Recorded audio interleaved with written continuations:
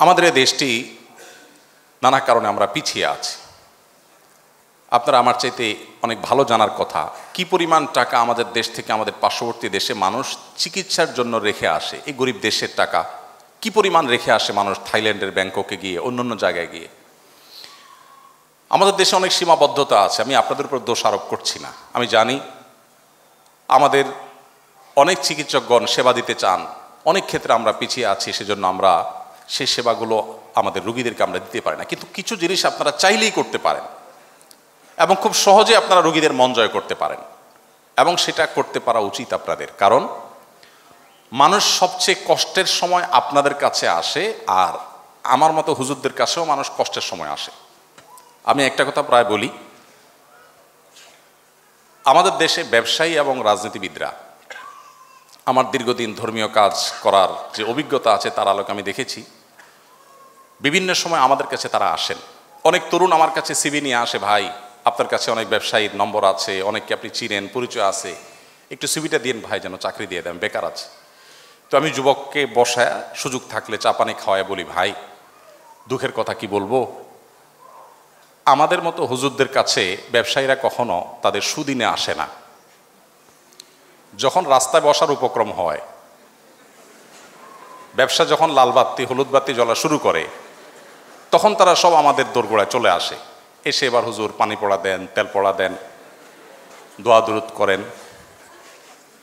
একই ব্যবসায়ী, আমি বহু ব্যবসায়ীকে দেখেছি যে ওনার যখন দুর্দিন ছিল উনি অনবরত আসছেন, দোয়া দুরুদ চাইছেন, এরপর দেখি অনেক দিন কোনো খোঁজ খবর নাই। নিজে থেকে যদি খবর নেওয়ার জন্য বন্ধু বান্ধব লেভেলের হয়তো বা ওরকম পার্সোনাল লেভেলের সম্পর্ক থাকলে যদি খবর নেই, ভাই অনেকদিন তো খোঁজ খবর নাই, কি ব্যাপার, দোয়া টোয়া লাগে না এখন আর? তখন বলে যে হুজুর আলহামদুলিল্লাহ ব্যবসাটা ভালো রান করছে, সময় পাচ্ছি না হুজুর, সময় করে আসবো। আমি বলি আল্লাহ আপনাকে সময় না করার তৌফিক দান করুক, কারণ আপনার সময় হওয়া মানে ব্যবসা খারাপ হওয়া, সেটা আমি চাচ্ছি না। ঠিক একইভাবে রাজনৈতিক নেতৃবৃন্দকে আমি দেখেছি, তারা যখন খুব চাপে থাকেন, এক কথা বিরোধী দলে থাকেন, তখন তারা হুজুরদের মজলিসে, দরবারে, অফিসে নিয়মিত যাতায়াত করেন, ফোন করেন, হুজুর একটু দোয়া করেন, হুজুর আল্লাহই রক্ষা করে। আর যখনই তাদের পরিস্থিতি পাল্টে যায় তখন হুজুররা চেরাগ দিয়ে তাদেরকে আর খুঁজে পায় না।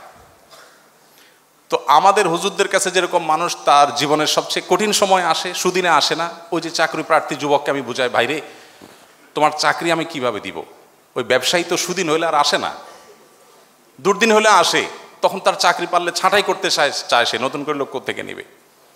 তো বাস্তবতা হলো, আপনারা যারা চিকিৎসা পেশার সাথে জড়িত আছেন, মানুষের সবচেয়ে কষ্টের সময় আপনাদের কাছে আসে। আমি সেদিন কুয়েটের প্রোগ্রামে বলেছিলাম, আমাদের ইঞ্জিনিয়ার ভাইদের কাছে মানুষ যায় হলো সুখের সময়, আর আপনারা যারা ডাক্তার আপনাদের কাছে আসে মানুষ দুঃখের সময়। এই সময়টাতে আপনারা যদি একটু চেষ্টা করেন, একটু যদি আপনাদের সদিচ্ছা থাকে, তাহলে সেক্ষেত্রে মানুষের হৃদয়ের জগৎ জয় করা অনেক সহজ, অনেক সহজ।